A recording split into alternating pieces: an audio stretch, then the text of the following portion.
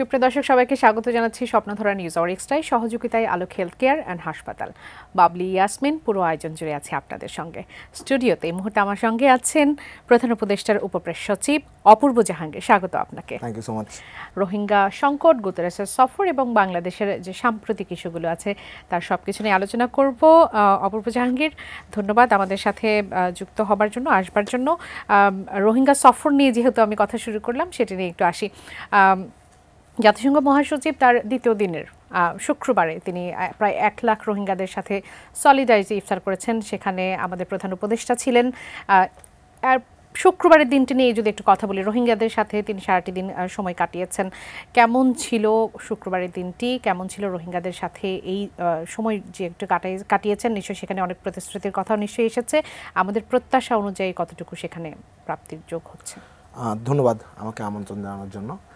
শুক্রবার দিনটা খুবই, আমার কাছে মনে হয় যে খুবই ঐতিহাসিক একটা দিন ছিল। আমরা দিনটা শুরু করি হচ্ছে প্রধান উপদেষ্টার কার্যালয় দিয়ে, যেখানে প্রধান উপদেষ্টার সাথে সাক্ষাৎ করেন অ্যান্টনিও গুতেরেস, এবং সেখানে একটা কল অন হয় যেখানে দুজন পরস্পরের সাথে কথা বলেন, এবং সেখানে অ্যান্টনিও গুতেরেস কিন্তু বাংলাদেশের যে রিফর্ম ক্রাইটেরিয়াগুলো আছে সেগুলোর সাথে পূর্ণ সমর্থন জানান, এবং জাতিসংঘ কীভাবে সব রকম সহায়তা এই রিফর্মের জন্য করতে ইচ্ছুক সেই ইচ্ছাটাও তারা জানান। সেখান থেকে আমরা কক্সবাজার যাই। সেখানে আমরা দেখি যে মানে কীরকম রিসেপশন, সেটা আসলে আমার মনে হয় যে এখন সোশ্যাল মিডিয়া দেখলেই আমরা বুঝতে পারবো যে কীরকম রিয়াকশন। এটা একটা হিউজ একটা ব্যাপার ঘটে গেল। সারাদিন অ্যান্টনিও গুতেরেস উখিয়া রোহিঙ্গা ক্যাম্পে কাটান, এবং বিভিন্ন কর্মশালার মধ্যে দিয়ে উনি রোহিঙ্গাদের সাথে ইন্টারঅ্যাক্ট করেন। এছাড়া আমরা দেখি যে প্রধান উপদেষ্টা তার কিছু সেপারেট প্রোগ্রাম ছিল, যেখানে যেটা অলরেডি বিভিন্ন গণমাধ্যম এবং সোশ্যাল মিডিয়া খুব ভালো মতো কভার করেছে। আপনারা দেখবেন যে উনি নিজের গ্রামের ভাষা, মানে চাটগা ভাষায়, আঞ্চলিক ভাষায় কথা বলেছে। এটাও বাংলাদেশের ইতিহাসে একটা নতুন, যে একটা হেড অফ স্টেট এরকম আঞ্চলিক ভাষায় কথা বলছে। তো এবং শেষে যখন ইফতারে আমরা উখিয়া পৌঁছাই, এবং আপনারা দেখলেন যে 1 লাখের মতো রোহিঙ্গা শরণার্থী সেই ইফতারে যোগ দিয়েছিল, এবং সেখানেও উনি আঞ্চলিক ভাষায় কথা বলেন। এবং মানে এটা একটা, আমি বলবো বাংলাদেশের খুবই মানে একটা ঐতিহাসিক সময়। মানে আমি লাকি যে আমি এটা নিজের চোখের সামনে এটা দেখতে পেরেছি। কথা শোনার সুযোগ কতটুকু হয়েছে? যারা রোহিঙ্গা শরণার্থী যারা ছিলেন বা জাতির প্রতিনিধি ছিল, তাদের সাথে কথা বলার, তাদের ইন্টারাকশনে তো আমরা বুঝলাম যে এটা সবচেয়ে সহজ উপায় কি, উনি যখন বললেন যে আমরা চেষ্টা করব যে পরের ঈদটা যাতে আপনারা আপনাদের পিতার ভিটায় কাটাতে পারেন, সেই তখন যে চিৎকার এবং তখন যে করতালি, সেটা দেখেই কিন্তু বোঝা যায় যে আসলে রিসেপশন আশা সঞ্চার করেছে। এবং এটা তো একটা ইস্যু যেটা বাংলাদেশ বহুদিন যাবৎ ডিল করছে, এবং আমার মনে হয় যে এই শরণার্থী দলও এখন চাচ্ছে যে তারা ফিরে যেতে, এবং আমরাও চাচ্ছি যে এই মানে সকল রকম হিউম্যান রাইটস ইনশিওর করে যাতে তারা তাদের নিজ দেশে ফিরে যেতে চান, এবং সেই রিসেপশনই তো আমরা দেখলাম, এবং তাতে মনে হচ্ছে যে আমরা সেদিকেই যাচ্ছি। 2018 সালের জুলাই মাসেও তিনি এসেছিলেন, গুতেরেস এসেছিলেন বাংলাদেশ সফরে। তখনও রোহিঙ্গা বিষয়টাই মূল প্রাধান্যের জায়গা ছিল, সংকটগুলো নিয়ে তিনি কথা বলেছেন। সেখানেও আসলে আমরা প্রত্যাশা করেছিলাম যে নিশ্চয় জাতিসংঘের হস্তক্ষেপে আমরা কোনো একটা সমাধানের দিকে যেতে পারবো। 8 বছর চেষ্টা করা হয়েছে নানাভাবে রোহিঙ্গাদের আসলে প্রত্যাবাসনের, কিন্তু সেটি আসলে সম্ভব হয়ে ওঠেনি। আপনার কাছে যদি জানতে চাই যে 2018 সালের যে সফর আর 2025 সালের যে সফর, এই দুটোর মধ্যে তফাৎটা আসলে কোথায় দেখতে পাচ্ছেন? কেন মানে আশার সঞ্চার করছে? আচ্ছা, প্রথমত আমি মনে করি যে 2018 সাল এবং 2025-এর সবচেয়ে বড় ডিফারেন্সটা হচ্ছে এখন আমরা যে হেড অফ স্টেটের আছে আমাদের দেশে, সেটা হচ্ছে we're talking about a Nobel laureate, we're talking about a global icon। এবং 2018-তে রোহিঙ্গা শরণার্থীদের আদৌ বাংলাদেশ সরকার, তখনকার বাংলাদেশ সরকার ফেরাতে চেয়েছিল কিনা, এটাও একটা বড় কোয়েশ্চেন মার্ক। কারণ এটা নিয়ে তো বহুত খেলা হয়েছে, সেটা আমরা শুনেছি। কিন্তু এখন আমরা এখনকার এই ডিফারেন্সটা যেটা, সেটা হচ্ছে এই রিসেপশন তো আমার মনে হয় যে দ্যাট স্পিক্স ফর ইটসেলফ।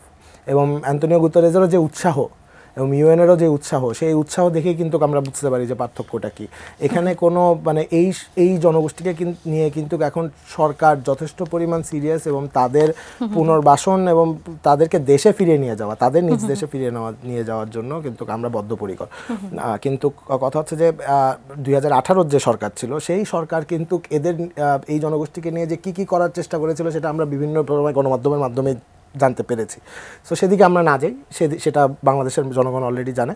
আমরা মানে এই ডিফারেন্সটা হচ্ছে you have a global icon as your head of state now, and that says something. এবং এটা এই সফরটা জাতিসংঘ মহাসচিবের, এটা আমি মনে করি যে একটা বড় গুরুত্বপূর্ণ কারণ হচ্ছে এটাই, যে এখন হচ্ছে আমাদের যিনি হেড অফ স্টেট আছেন, chief adviser professor Mohammad Yunus, তিনি কিন্তু গ্লোবালি এই ইস্যুটা নিয়ে সাহায্য চেয়েছেন, এবং তাকে এই ইস্যুটা নিয়ে কিন্তু বিভিন্ন দেশের বিভিন্ন সরকার কিন্তু এই ইস্যুটা নিয়ে সাহায্য করছে।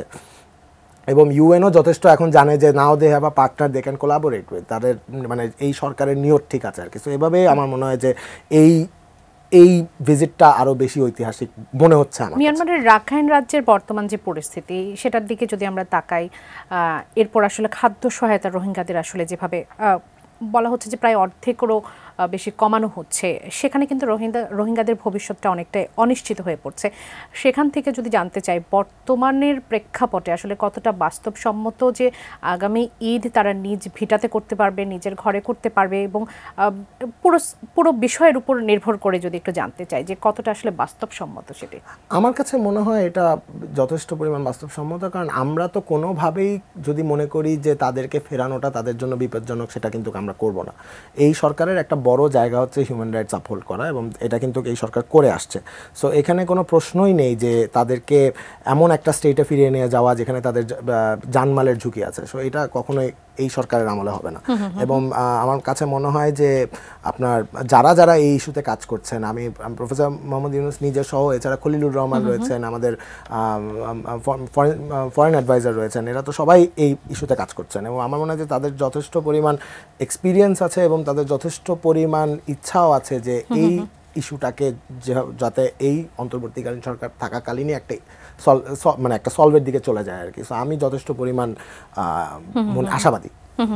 আসলে ওখানে রোহিঙ্গা যারা আছেন, তারা যখন আসলে রাখাইন রাজ্যের পরিস্থিতির প্রেক্ষাপটে তারা কিন্তু বলছেন তাদের একটা সেফ জোনের কথা, সেটা নিয়ে কি বিস্তারিত কথা বলার সুযোগ? সেটা নিয়ে একটা জায়গা তো কথা হচ্ছেই, সেটা আমার মনে হয় যে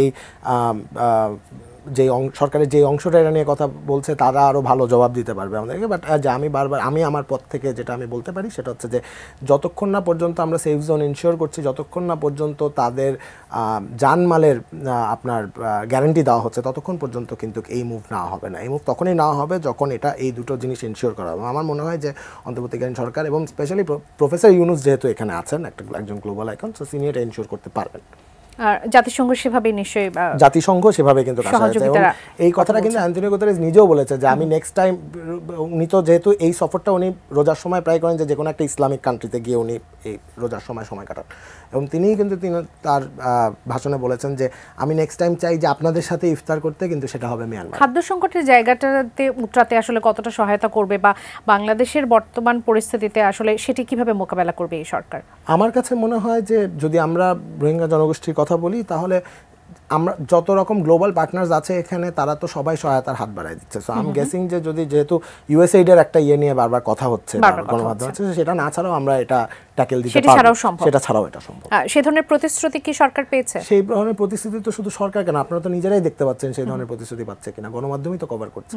আমরা তো মানে স্টার্টিং ফ্রম ইউএনজিএ থেকে শুরু করে এখন পর্যন্ত যে কটা জায়গায় প্রফেসর ইউনুস গেছেন, সেখানে কিন্তু সব জায়গায় সবাই কিন্তু সাহায্যের হাত বাড়িয়ে দিচ্ছেন। So I am not worried about this issue at all. আমি মনে করি যে এই সরকারই পারবে, কারণ এই অন্তর্বর্তীকালীন সরকারের কোনো পলিটিক্যাল এজেন্ডা নেই রোহিঙ্গাদের সাথে।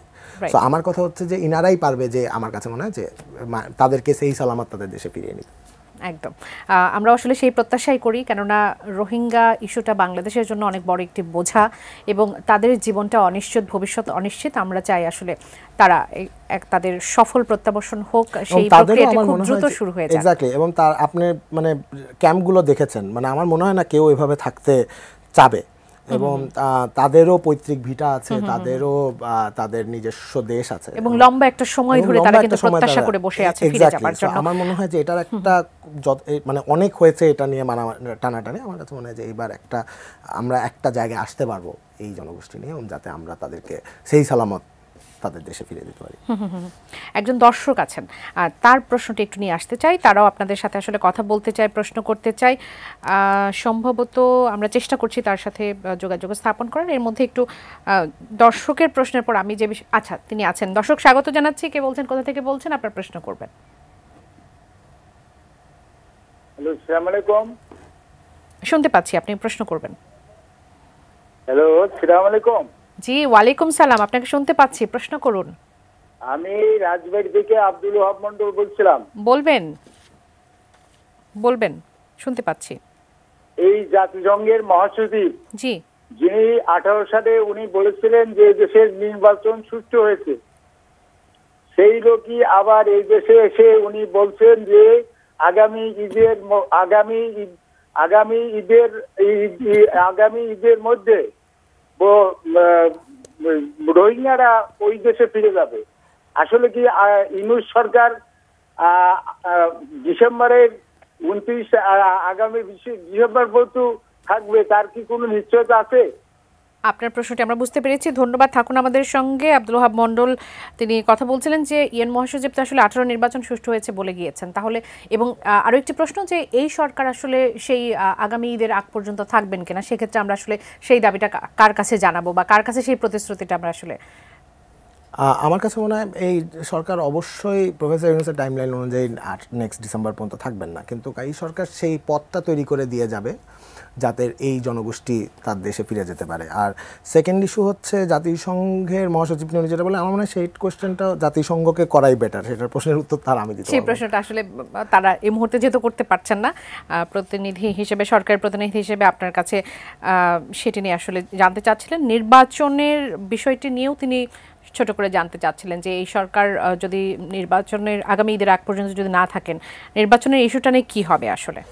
নির্বাচনের ইস্যু নিয়ে তো আমাদের চিফ অ্যাডভাইজার যথেষ্ট ক্লিয়ার আমার কাছে মনে হয়। এটা বারবার আমার মনে হয় যতবারই টক শোতে আসি, ইভেন আপনার কাছে আসাও আমাকে বারবার এটাও বলতে হচ্ছে, আমি আবারও বলছি, সেটা হচ্ছে যে এখনও পর্যন্ত যদি অল্প সংস্কার হয় তাহলে ডিসেম্বরে নির্বাচন, যদি সকলে চায় যে আরেকটু সংস্কার হবে তাহলে পরের বছরের ফার্স্ট কোয়ার্টার পর্যন্ত, সিম্পল অ্যাজ দ্যাট। এটা নিয়ে কিন্তু এখনও পর্যন্ত কোনো নড়াচড়া হয়নি। এটি যতটা সিম্পল আসলে আপনি বলছেন, আজকের গোলটেবিল বৈঠকের সময় রাজনীতির বিভিন্ন পর্যায়ের মানুষজন ছিলেন, বিভিন্ন দল থেকে তারা যুক্ত ছিলেন।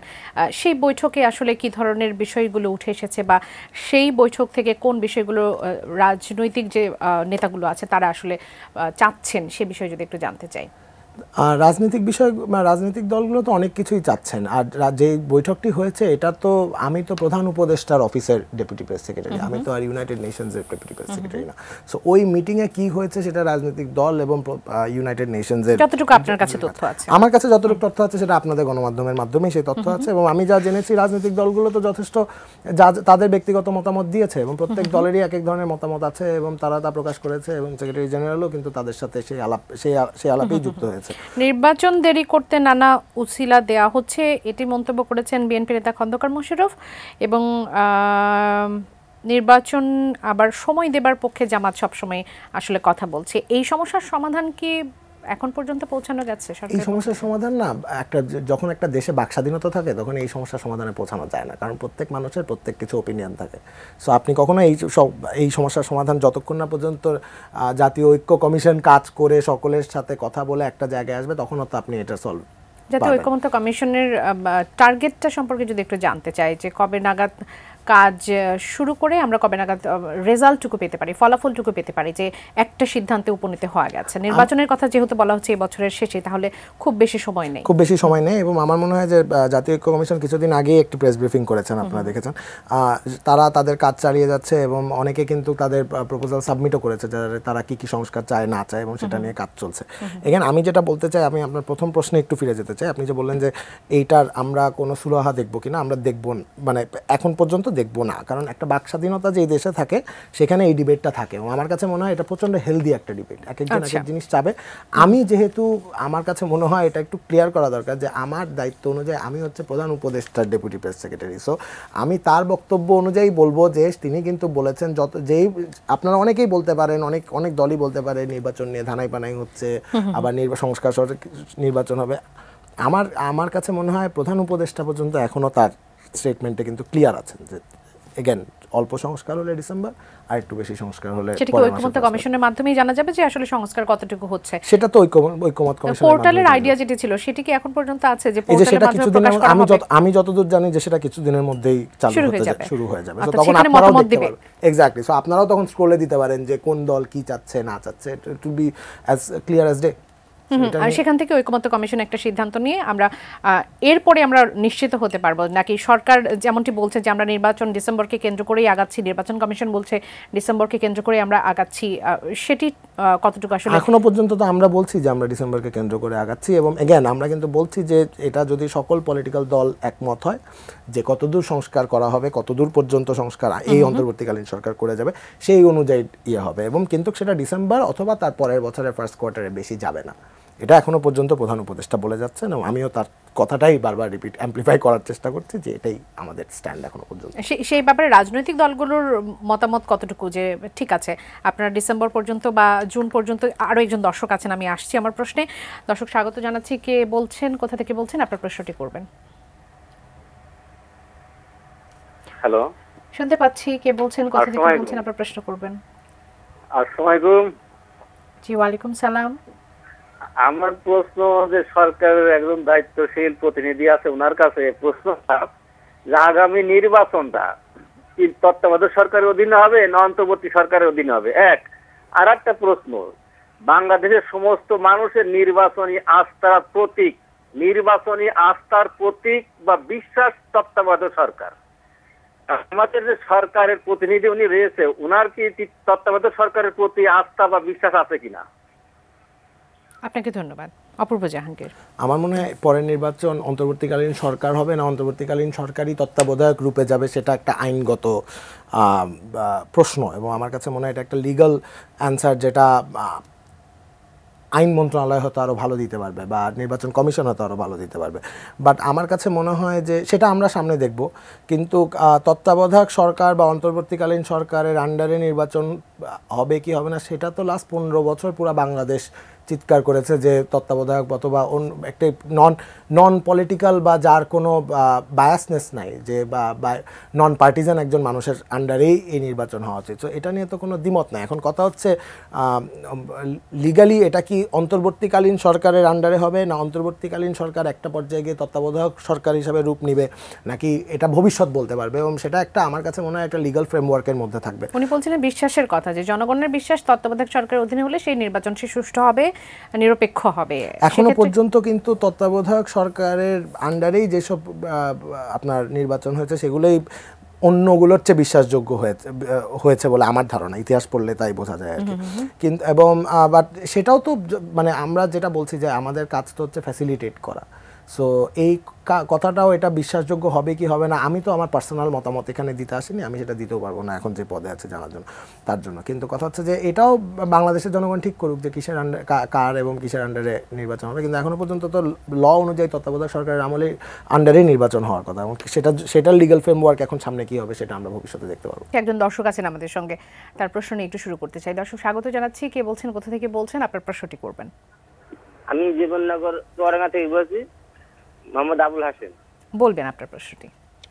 আমরা একটা প্রশ্ন আছে যে সেনাবাহিনীকে যে ম্যাজিস্ট্রেট ক্ষমতা দেওয়া হচ্ছে, সেনাবাহিনীকে সেই ম্যাজিস্ট্রেট ক্ষমতা প্রয়োগ করছে বাংলাদেশে, তাহলে আইন শৃঙ্খলা এত অবনতি হবে কেন?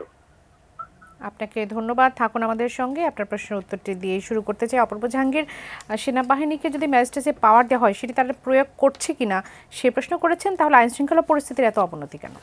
আচ্ছা, এটা আমার কাছে মনে হয় যে সেনাবাহিনীকে ম্যাজিস্ট্রেসি পাওয়ার দেওয়ার পর তারা প্রয়োগ করেছেন এবং তার যথেষ্ট পরিমাণ ফল কিন্তু আমরা দেখছি, specially last operation Devil's hunt এবং তারপর থেকে যে অবস্থাগুলো হয়েছে আপনি দেখবেন যে যখনই কোনো অঘটন ঘটছে খুব তড়িৎভাবে কিন্তু সেটার এগেনস্টে কথা বলা, সেটার এগেনস্টে অ্যাকশন নেওয়া হচ্ছে, শুধু কথা বলা হচ্ছে না।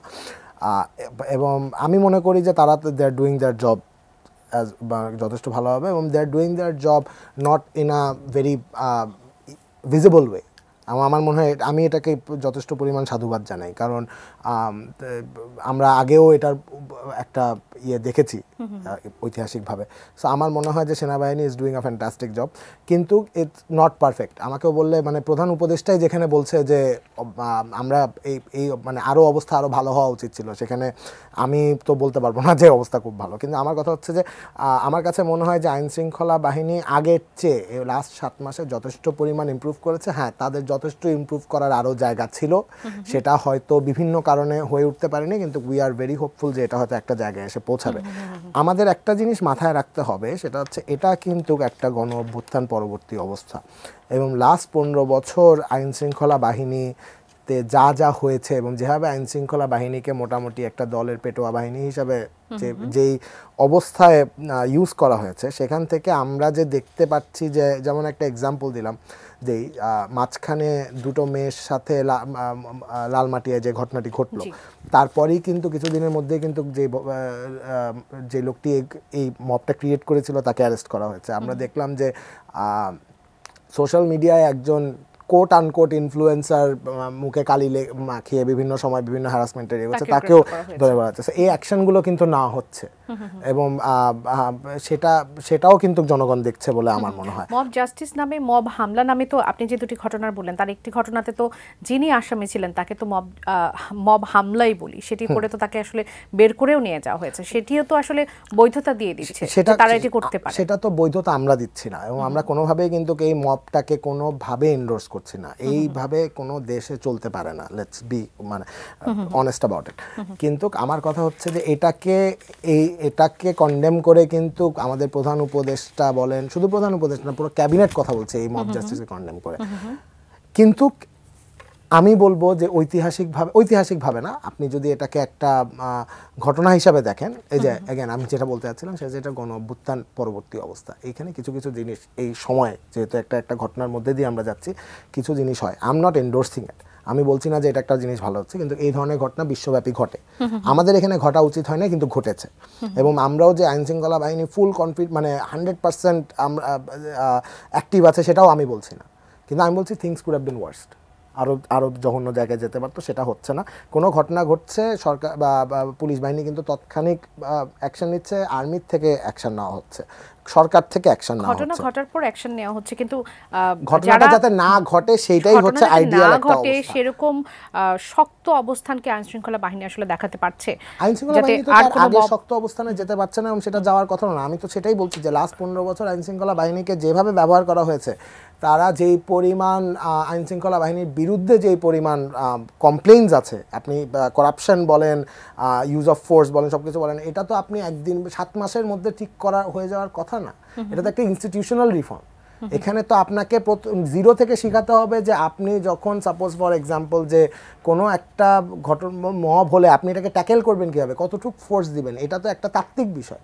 এটা তো 7 মাসের মধ্যে আপনি যদি মনে করেন যে এটা ঠিক হয়ে যাবে, এটা তাহলে হয়তো হওয়া উচিত ছিল, কিন্তু এটা হওয়াটা এত সোজা না। আমি সেটা বলছি। জনগণের প্রত্যাশার জায়গাটা এরকম যে কেন 7 মাসেও হলো না, প্রত্যাশার জায়গাটা না অবশ্যই, এবং জনগণের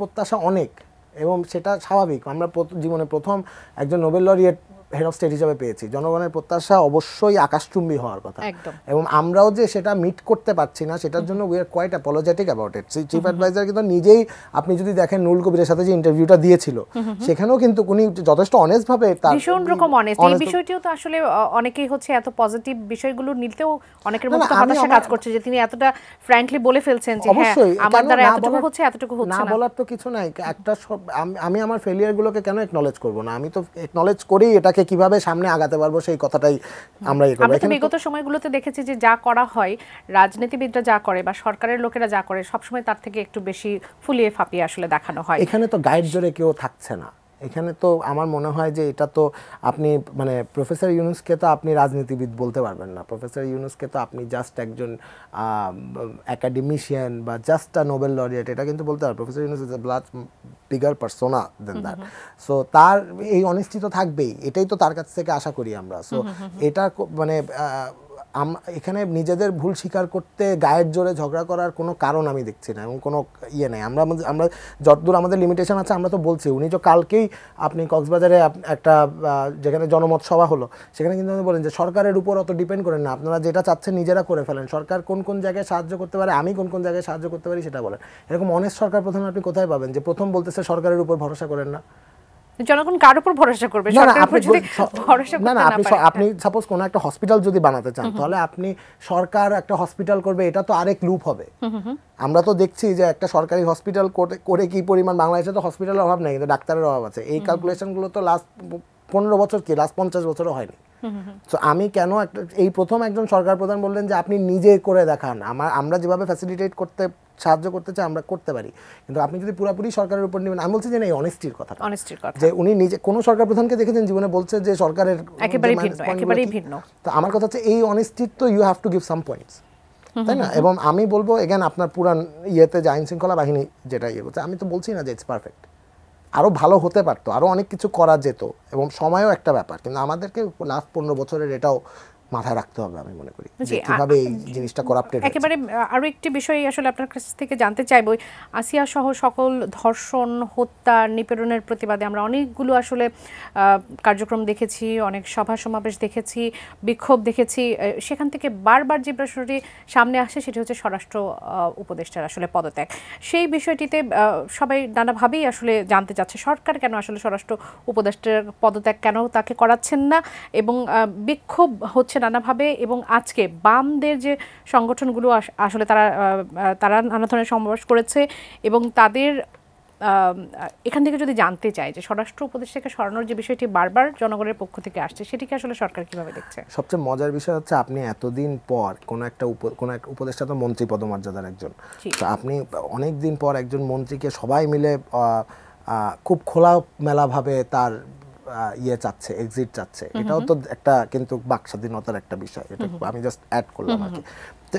তার পদত্যাগ, তিনি পদত্যাগ করবেন কি করবেন না, তার আদৌ পদত্যাগ করা উচিত কি উচিত না, দ্যাটস আ ক্যাবিনেট ডিসিশন, ঠিক আছে? সো এখানে আমি বলবো যে আমার এখানে মন্তব্য করা হয়তো এটা শোভা পায় না, কারণ আমি ক্যাবিনেটের কেউ না, কিন্তু আমি মনে করি যে এই ভয়েসটা যে হচ্ছে, যে বিভিন্ন জায়গায় তার পদত্যাগের কথা বলা হচ্ছে, এই ভয়েসটাও তো আপনি চিন্তা করেন না, লাস্ট 15 বছর 2000 জুলাইয়ের আগে এরকম একটা কাজ করতে আপনার কি অবস্থা হতো?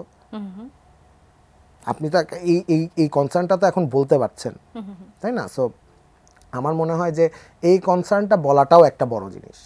কিন্তু সেটি জনগণ, এটা কিন্তু নানাভাবে নানা দিক থেকে এসেছে, জনগণ যেটি চাচ্ছে বা এটি পরিবর্তন হলে ভালো কিছু হতে পারে, সেটি আপনারা যে গ্রহণ করছেন বা গ্রহণ করার মানসিকতা, সেটি বা কিভাবে বোঝা যাবে? প্রথমত হচ্ছে সরকার বা ক্যাবিনেট তো আপনি একভাবে চলে, তাই না? এবং যেহেতু আপনি পদত্যাগ চাইতেই পারেন, কিন্তু এই পদত্যাগ করে কোনো লাভ হবে কি না এটা আদৌ আপনি শুধু সেটা নিয়ে সরকার ভাবছে, সেটা নিয়ে ভাবলেও আমি বলবো যে সেটা নিয়ে সবারই ভাবা উচিত, শুধু সরকারের না। মানে এটা একটা অ্যানালিসিসের ব্যাপার যে জাহাঙ্গীর সাহেবের পদত্যাগটাই কি সব সলভ করে দিবে কিনা, এটা সমাধান কিনা। আমার কিন্তু আপনাকে দেখতে হবে যে এই ইনস্টিটিউশনগুলো কিভাবে কাজ করেছে লাস্ট 15 বছর। আপনি কি মনে করেন যে আজকে স্বরাষ্ট্র উপদেষ্টা পদত্যাগ করলেন, আপনি স্বরাষ্ট্র উপদেষ্টা হলেন, আপনি সব ঠিক করে দিতে পারবেন? মানে এই কোশ্চেনটা আমার মনে হয় সকলেরই করা উচিত যারা পদত্যাগ চাচ্ছে। হ্যাঁ, প্রত্যেক উপদেষ্টার নোবডি ইজ পারফেক্ট, সবাই কিন্তু ভুল করছে, সবাই মুখ ফসকে অনেক সময় বিভিন্ন ধরনের কথা বলে ফেলছে, আবার তার রিজয়েন্ডার দিচ্ছে, আবার কথা বলছে, এটা হতেই থাকবে। এটা একটা পলিটিক্যাল গভর্নমেন্ট না, এখানে একটা আমব্রেলার আন্ডারে, একটা পলিটিক্যাল আইডিওলজির আমব্রেলার আন্ডারে এই সরকারটা গঠন হয়নি। এখানে বিভিন্ন ধরনের মানুষ রয়েছে, বিভিন্ন স্টেক হোল্ডার রয়েছে এবং তাদের বিভিন্ন মতামত রয়েছে। একটা স্বাধীন বাকস্বাধীন দেশে এই রকম মতামতই আশা করা যায় এবং তার বিরুদ্ধেও মতামত থাকবে, এটাই স্বাভাবিক। আমি যেখানে বলতে চাচ্ছি পদত্যাগ চাওয়াটা খুব সোজা, কোনো সমস্যা নাই। পদত্যাগ আপনি একজন দেশের নাগরিক হিসেবে পদত্যাগ যেতেই পারেন, কিন্তু এই বিষয়টাও আমার মনে হয় পাবলিকের একটু অ্যানালিসিস করা দরকার যে এই পদত্যাগ করে আরেকজনকে বসালেই জিনিসটা ঠিক হয়ে যাবে কিনা। সেই প্রশ্নটি আপনি রাখছেন। আইন শৃঙ্খলা পরিস্থিতির উন্নতির বিষয়টা নিয়ে বারবার যখন প্রশ্ন আসছে, আমরা যখন বলছি যে নির্বাচনের খুব বেশি সময় নেই, তখন এটাকে আমরা একটু জানতে পারি যে সরকারের টার্গেটটা কীরকম, যে সামনে কতদিনের মধ্যে আইন শৃঙ্খলা পরিস্থিতির উন্নতি হতে পারে যাতে আমরা একটা সুষ্ঠু নির্বাচনের দিকে ধাবিত হতে পারি? আমি বলতে পারি যেখান থেকে আমি দেখছি প্রতিদিনই আইন শৃঙ্খলা পরিস্থিতি যাতে স্বাভাবিক ভালো ডেভেলপ করে সেই চেষ্টা করা হচ্ছে আমার এন্ড থেকে, আমি যেটা দেখতে পাচ্ছি আর কি। সো আমি এখানে চেষ্টার কোনো ত্রুটি দেখি না। অপূর্ব জাহাঙ্গীর, দেশে ন্যায় বিচার প্রায় অনুপস্থিত। আগে ছিল টেলিফোন জাস্টিস, এখন কাবু করছে মব জাস্টিস। মিডিয়ার বাইরে নয়, আমরা প্রতিনিয়ত এক ধরনের নিয়ন্ত্রণের মধ্য দিয়ে যাচ্ছি। সেলফ সেন্সরশিপ ঘিরে ধরেছে, আটকে দিচ্ছে মিডিয়ার স্বাভাবিক গতি। তাই মিডিয়া নীরব, মাঝে মধ্যে সরব হওয়ার চেষ্টা, কখনো কখনো উদ্দেশ্য খুঁজে গতিরোধ করা হচ্ছে। বাক স্বাধীনতা থেকে এখনো আছে, এমন প্রশ্ন করেছেন গণমাধ্যমের স্বাধীনতা প্রসঙ্গে মানবজমিন সম্পাদক মতিউর রহমান চৌধুরী। কি উত্তর দেবেন আপনি? প্রথমত আমি বলি যে মতিউর রহমান চৌধুরী আমার খুবই প্রিয় একজন মানুষ এবং আমি তাকে যথেষ্ট শ্রদ্ধা করি এবং তিনি কোন কনটেক্সটে এটা বলেছেন হয়তো কিছুটা আমি জানি, কিন্তু আমি বলবো যে হচ্ছে যে এটা প্রথমত এটা উনি ওনার মতামত দিতেই পারে, এটা তাতে আমি কোনো সমস্যা দেখি না। শুধুই মতামত? আমার কাছে মনে হচ্ছে এটা শুধুই মতামত এবং হয়তো উনি বলছেন যে বিভিন্ন মবের যে একটা বিভিন্ন ওপিনিয়ন আছে এবং সেটা চাপিয়ে দেওয়ার যে প্রবণতা আছে সেটা হয়তো তিনি তাকে এইটা উদ্দেশ্য করে বলছে। আমার কথা হচ্ছে এটা না মানলেই হলো, মানে মবের কথা শুনতে হবে কেন? মবের শিকার যারা হচ্ছেন, হ্যাঁ, শিকার হলে সেখানে আসলে কি করার থাকে? আপনি পুলিশে কমপ্লেন দেন, আইন শৃঙ্খলা ব্যবস্থা নেবে। আমরা তো দেখতে পাচ্ছি যে যখন মব হচ্ছে সেখানে অনেক সময় আইনশৃঙ্খলা বাহিনীর সদস্যরা দাঁড়িয়ে দেখছেন, তাদের কিছু করার থাকছে না। তখন আপনি সরকারকে ইঙ্গিত দিতে পারেন। আমার কথা হচ্ছে সরকারের এন্ড থেকে কোনো প্রকারের টেলিফোন যেহেতু যাচ্ছে না, উনি নিজেই বলেছেন, এবং আমার মনে হয় যেহেতু আমি প্রেস উইংয়ে কাজ করি, আমার কাছে মনে হয় না লাস্ট কোনো এই 7 মাসে কেউ প্রেস উইং থেকে ফোন দিয়ে বলেছে এই নিউজটা নামান অথবা এই নিউজটা সংশোধন করার কথা বলতে পারে। অনেক সময় অনেক কিছু ভুল ছাপানো হয় বা দেখানো হয়, এই নিউজটা নামান এই কথাটা কখনো বলা হয়নি। এবং কাউকে আপনি কেন এই কথা বলেছেন, আপনি কেন এই কথা বলেননি, আজকে মতিউর রহমান চৌধুরী এই কথা বলেছেন, আজকে যদি অন্য লাস্ট আওয়ামী লীগ সরকার থাকতো তাহলে এই ফোনটা ওনার কাছেই যেত। কিন্তু উনি যেহেতু এখন বলতে পারছে, আমার কাছে মনে হয় না যে এখানে বাক স্বাধীনতার কোনো সমস্যা আমি আমার এন্ড থেকে দেখছি। আমার কথা হচ্ছে যদি উনি মনে করে মবের প্রেশারে কোনো কিছু বলা যাচ্ছে, আমার কাছে এই প্রেশার না মানলেই হলো। সরকারের এন্ড থেকে তো বলা হচ্ছে না ওকে যে এই প্রেশার মানতে হবে। সিকিউরিটি কি সরকার তাহলে দেবে? যদি সিকিউরিটি সরকার না দিতে পারে তখন আপনি এই কমপ্লেনটা করতে পারেন যে এটা, তাহলে তো আপনি বাক স্বাধীনতা কমপ্লেন করবেন, আপনি করবেন যে ঠিক আছে আমি এটা করেছি, তার কথা শুনে নিয়ে তখন সিকিউরিটিটা আমাকে দেওয়া হয়। সেটা আমি সরকারের যদি সেই ফেলিয়ার থাকে আমি নিজে এসে বলবো যে হ্যাঁ এটা আমার ফেলিয়ার। বাক স্বাধীনতা এটা করার জন্য আমার কথা হচ্ছে আপনি মবের কথা না শুনলেই হলো, আপনি প্রেশারে যাচ্ছেন কেন? নিশ্চয়ই এই আয়োজনটির এই উত্তরটিও নিশ্চয়ই জনাব মতিউর রহমান চৌধুরী দেখছেন, সেটি নিয়েও নিশ্চয়ই আশা করি বাংলাদেশের স্বাধীনতা দিবস আসছে সামনে 26শে মার্চ। আমাদের 5 আগস্ট পরবর্তী নতুন বাংলাদেশের কথা যখন আমরা বলি তখন জাতীয় দিবসগুলো নিয়ে নানান ধরনের ঘটনা আমরা ঘটতে দেখেছি। এখন নানা ধরনের প্রশ্ন উঠছে যে 26শে মার্চ যে আমাদের স্বাধীনতা দিবস আসছে সেটি নিয়ে সরকারের ভাবনার জায়গাটা কি? কারণ এই সরকারের দিকে একটা ইঙ্গিত আছে যে যারা স্বাধীনতার বিরোধী ছিল, যারা মুক্তিযুদ্ধের বিরোধী ছিল, তাদেরকে পুনর্বাসনের একটি বিষয় বা তাদেরকে কিছুটা বলা যায় যে পুনর্বাসিত করছে এই সরকার, সেটি নিয়ে কি বলবেন? আপনার প্রশ্নটা আসলে আমি বুঝলাম না, এবং কেন বুঝলাম না আমি একটু বলি। সেটা হচ্ছে সরকার কি এখনো পর্যন্ত কোনো জাতীয় দিবসে হাত দিয়েছে? 7ই মার্চে হাত দিয়েছে যেটা আমি যতদূর জানি, এবং 7ই মার্চ কিন্তু জাতীয় দিবস ছিল না। 21শে ফেব্রুয়ারিতেও হাত দেওয়া হয়নি, 16ই ডিসেম্বরও হাত দেওয়া হয়নি। 26শে মার্চে কেন এই প্রশ্ন আসছে আমি কেননা বিগত যে সময়ে আমরা যে 16ই ডিসেম্বরের কথা বলি, 21শে ফেব্রুয়ারি করি, নর্মালি আমরা যেভাবে আসলে পালন করে থাকি প্রতি বছর বাংলাদেশে, সেই আয়োজনটি আসলে চোখে পড়ার মতো ছিল না। এই আয়োজনটি চোখে পড়ার মতো ছিল না কেন বলে আপনার মনে হয়? সরকার থেকে আমরা জাস্ট একটা মানে কোনো একটা মূর্তি উদযাপন করিনি তাই না, একজনের নামে ঢাকঢোল পিটাইনি তাই? স্বাধীনতার স্টেক হোল্ডার তো অনেকে, এবং সবার নামই নেওয়া হয়েছে। এখানে কি ফ্রিডমটা এইভাবে দিয়ে রেখেছেন যে যার ইচ্ছে হবে তারা পালন করবে? অবশ্যই। কাকে পালন করতে মানা করা হয়েছে? আমরা তো আওয়ামী লীগ লাস্ট 15 বছর 16ই ডিসেম্বরও একজনের নামে পালিত হয়েছে, 26শে মার্চও একজনের নামে পালিত হয়েছে, যেখানে 26শে মার্চ আসলে আরেকজনের নামে পালিত হওয়ার কথা। এখন 26শে মার্চ নিয়ে সরকারের ভাবনা কি? 26শে মার্চ যেভাবে অ্যাকচুয়ালি হওয়ার কথা সেভাবে আসবে, এবং 26শে মার্চে যাদের অবদান আছে তাদের কথা বলা হবে। এটা নিয়ে তো কোনো ইয়ে নেই। আমি এই জিনিসটা আমার মনে হয় যে আলোচনা এখন আসা উচিত, এবং আপনি একটি টকশো পরিচালনা করেন, আমিও আপনাকে আহ্বান জানাবো যে এই বিষয়টা নিয়ে আলোচনা করা। সেটা হচ্ছে আমাদের ফাদার অফ দ্য নেশন একজন না, আমাদের we have a lot of father of the nation, a couple. আমাদের এখানে জিয়াউর রহমান আছে, মৌলানা ভাসানী আছে, এরকম আরও অনেক প্লেয়ার্স আছে। সো আমাদের কিন্তু সবার কথা এখানে উঠাতে হবে। সো 26শে মার্চ, এখন আমি বলবো 26শে মার্চ অ্যাকচুয়ালি যেভাবে পালিত হওয়ার কথা বাংলাদেশে, 26শে মার্চ যাদেরকে স্মরণ করে পালন করার কথা, এই প্রথমবার হয়তো 26শে মার্চ সেভাবেই পালন করা হবে। লাস্ট 16ই ডিসেম্বরও সেভাবে পালন করা হচ্ছে, 21শে ফেব্রুয়ারিও সেভাবে পালন করা হচ্ছে। এবার 21শে ফেব্রুয়ারিতে একবারও 52 সালের ইতিহাসে শেখ মুজিবের আসার কথা না ঐতিহাসিকভাবে, কিন্তু দেখবেন যে লাস্ট 15 বছর ভাষা আন্দোলনের ইয়েতেও কিন্তু শেখ মুজিব ঢুকে গেছিল। সেজন্য কি মানে আসলে অনেকগুলো প্রশ্নই আছে, কিন্তু আমার সময়ও শেষ। বারবার বলা হচ্ছিল যে 24কে সবসময় 71-এর মুখোমুখি করা হচ্ছে। আমি একদমই বলছি না 24কে 71-এর মুখোমুখি করা আছে। 71-71-এর জায়গায় 24-24-এর জায়গায়। এবং আপনি যে একটা সেকেন্ড প্রশ্ন করলেন যে যুদ্ধ স্বাধীনতা বিরোধী আপনি প্রফেসর ইউনূসকে কিভাবে এই কথা বলবেন যে উনি আপনার কোন দিক দিয়ে প্রফেসর ইউনূসকে দেখে মনে হয় যে উনি স্বাধীনতা বিরোধী মানুষজনকে রিহ্যাবিলিটেট করছেন? মানে এই কিভাবে এটা মনে হতে পারে? সো আমি কোনোভাবেই এই জায়গাটা দেখি না। We are talking about professor Mohammad Yunus. এখানে আর কোনো কিন্তু কেউ নেই। সো আমার কথা হচ্ছে যে উনি কোনোভাবেই স্বাধীনতার ইতিহাসটা কি, অ্যাকচুয়ালি স্বাধীনতার ইতিহাসটা কি, সেটা বরং উনি থাকাকালীন আমরা জানতে পারবো বলে আমার ধারণা। এবং সকল এই আমাদের যত জাতীয় নায়ক আছে তাদের সকলকে অ্যাকোমোডেট করে। অসংখ্য ধন্যবাদ অপূর্ব জাহাঙ্গীর আমাদের আয়োজনে যুক্ত হবার জন্য। দর্শক, এতক্ষণ আপনারা যারা আমাদের সঙ্গে ছিলেন, আগামী পর্ব দেখার আমন্ত্রণ জানিয়ে আজ এখান থেকে বিদায় নিচ্ছি। ধন্যবাদ সবাইকে, শুভরাত্রি।